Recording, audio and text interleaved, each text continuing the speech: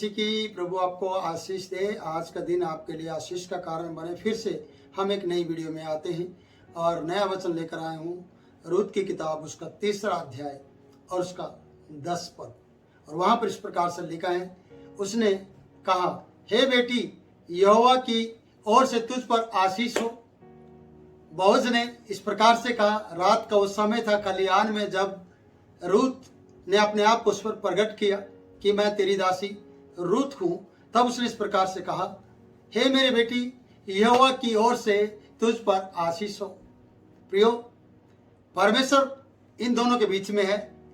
ना रूत ने परमेश्वर को छोड़ा है, ना बोअज ने छोड़ा है। आज के जवान बेटा बेटियों के बीच से परमेश्वर अलग हो जाता है और बेटा बेटियां इकट्ठे हो जाते हैं पाप करने के लिए।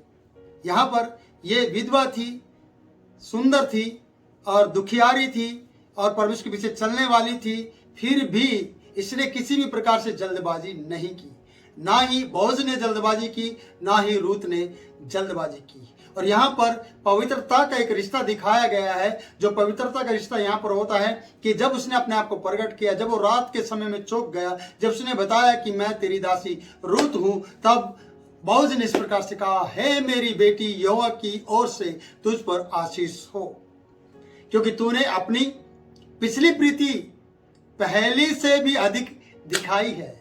रूत की इस प्रीति को देखते हुए या इस कार्य को देखते हुए बोअज ने कहा, क्योंकि तूने अपनी पिछली प्रीति पहले से भी अधिक दिखाई, जो पहले का प्रेम था उससे भी ज्यादा तूने दिखाया है। प्रियो, मैं कहना चाहता हूं कि बोअज कहीं ना कहीं यहाँ पर यह कहता है कि जो पहले मैं तेरे अंदर प्रेम को देखता था, उससे भी बढ़कर अब मैं तेरे इस प्रेम को देखता हूं जो मेरे प्रति प्रेम दिखाई देता है। यानी प्रेम वो भी देखा जाता है कि तूने परमेश्वर से प्रेम किया, प्रेम वो भी देखा जाता है कि तूने अपनी सास से प्रेम किया, प्रेम वो भी देखा जाता है कि तूने मेरे देश से प्रेम किया है। और आगे लिखा है, वचन बताता कि अधिक तूने प्रेम पहले से भी ज्यादा प्रीति दिखाई, क्योंकि तू क्या धनी, क्या कंगाल और किसी जवान के पीछे नहीं गई। ना तू धनी के पीछे गई, ना तू कंगाल के पीछे गई, ना तू किसी जवान के पीछे गई। आज जवान स्त्रियां, बेटा बेटियां अभी जवानी की तरफ उनका पांव भी नहीं बढ़े। अभी वो जवानी के बारे में क्या होता, जवानी क्या होती, उन्हें पता भी नहीं है। वो अपने कदम को पाप की तरफ ले जाती हैं और जो करना नहीं चाहिए वो कार्य वो कर देती हैं, अपने शरीर के विरुद्ध, अपने परमेश्वर के विरुद्ध। मेरे प्रियो, रूत की कहानी से आपको ये सीखने को मिलेगा कि इसने अपने आप को उस पर प्रकट किया। और बोअज ने भी कहा कि हे मेरी बेटी, यहोवा की ओर से तुझे आशीष मिले। तेरी पहली प्रीति, जो पिछली प्रीति थी, उससे भी बढ़कर तूने अब प्रीति की है। अब तू ना तो कंगाल के पीछे गई, न धनवान के पीछे गई, ना किसी जवान के पीछे गई। और कहता कि तू पहले से भी ज्यादा बढ़कर प्रीति करती है। तो प्रियो, इस बात से ये प्रकट होता है, ये पता चलता है कि जो रूत है वो एक ऐसी स्त्री है जो अगले पद में, हम 11वें पद में देखते हैं। मैं वचन से बताना चाहूंगा। वचन में लिखा है, इसलिए अब हे मेरी बेटी, मत डर, जो कुछ तू कहेगी मैं तुझसे करूंगा, जो तू कहेगी मैं तुझसे करूंगा। यहाँ बेटी के रिश्ते के समान बातें चलती हैं। कोई भी जल्दबाजी, जवानी के पाप की भावनाएं ना तो बोअज के अंदर है, ना रूत के अंदर है। ये इस बात का ध्यान रखना।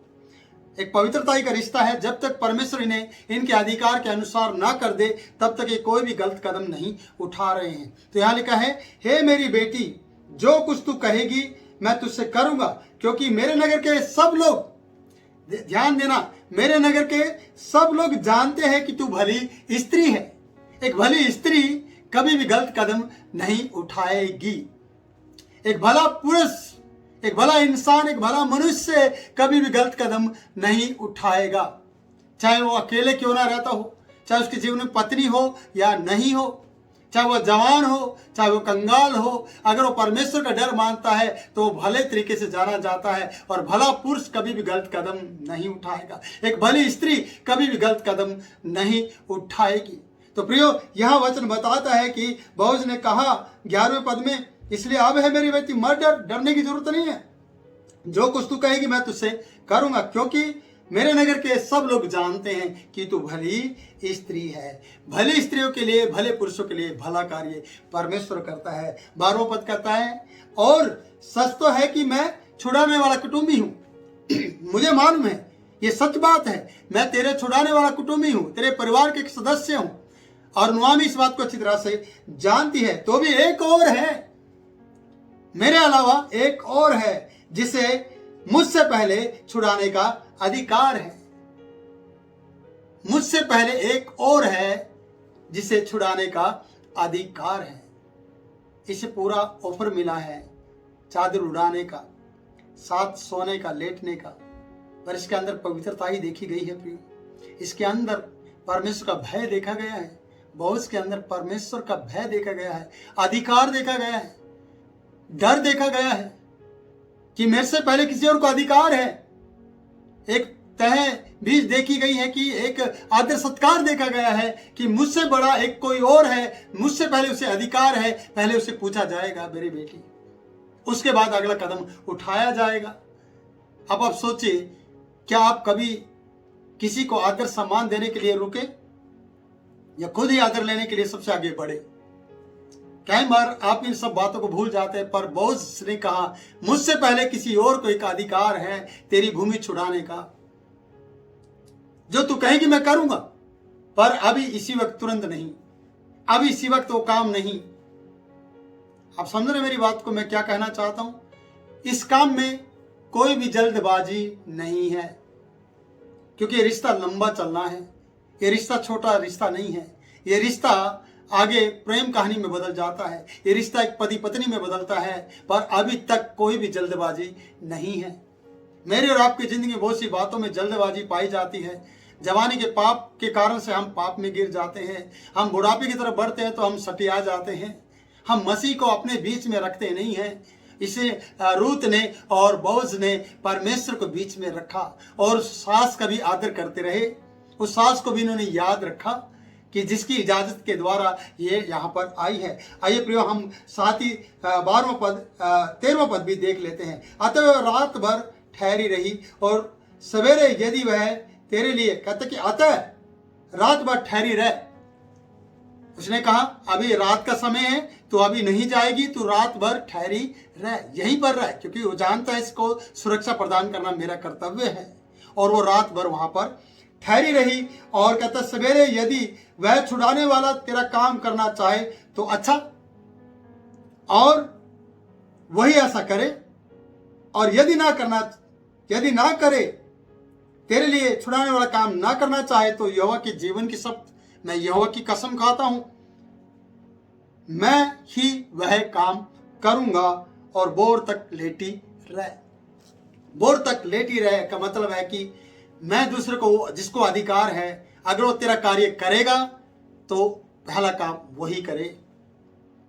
एक रणनीति के तहत इस प्रेम कहानी को आगे बढ़ाया गया, इस कार्य को आगे किया गया। रणनीति का मतलब आप समझते हैं, कोई जल्दबाजी नहीं, बड़े आदर पूर्वक इस बात को आगे निभाया गया। और इस तरीके से कहा गया कि अभी ठहरी रहे, क्योंकि ये इसकी सुरक्षा चाहता था। ये कोई भी इसे ना गुड़के, कोई भी इसकी तरफ गलत नजर से ना देखे, कोई भी रात के समय में ये जाए, किसी को ये बात पता भी ना चले। और आगे लिखा है कि वो बोर तक लेटी रही, और कहते तब है उसके पांव के पास बोर तक लेटी रही। 14 पद है, और इससे पहले कि कोई दूसरे को पहचान सके वह उठी।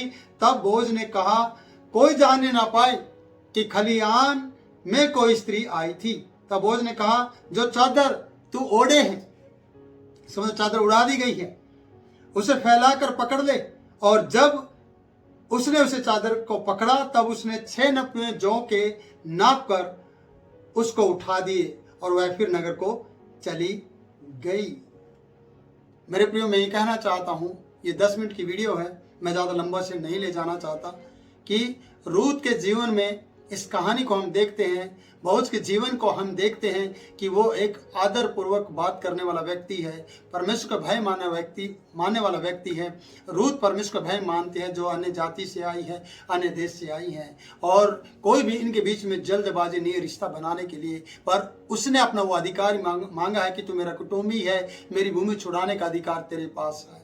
और बहुत अच्छी तरह जानता है कि भूमि छुड़ाने का अधिकार मेरे अलावा एक किसी और को भी है। पहला प्रथम स्थान उसे दिया जाएगा। अगर वो करता है ठीक है, नहीं तो मैं यहोवा की शब्द खाता हूँ कि तेरे लिए वो कार्य मैं ही करूंगा। अगली वीडियो में हम देख पाएंगे प्रभु इन वचनों के द्वारा आपको आशीष दे। अगले भाग को जब आप देखेंगे तो इस कहानी को आप अच्छी तरह समझ पाएंगे। प्रभु आपके साथ बना रहे। मैं परमेश्वर का दास आपसे विदा लेता हूं। मुझे दे आप इजाजत, और इस वीडियो को आप लाइक करें, शेयर करें और हमारे चैनल को सब्सक्राइब करें। प्रभु आपको आशीष दे।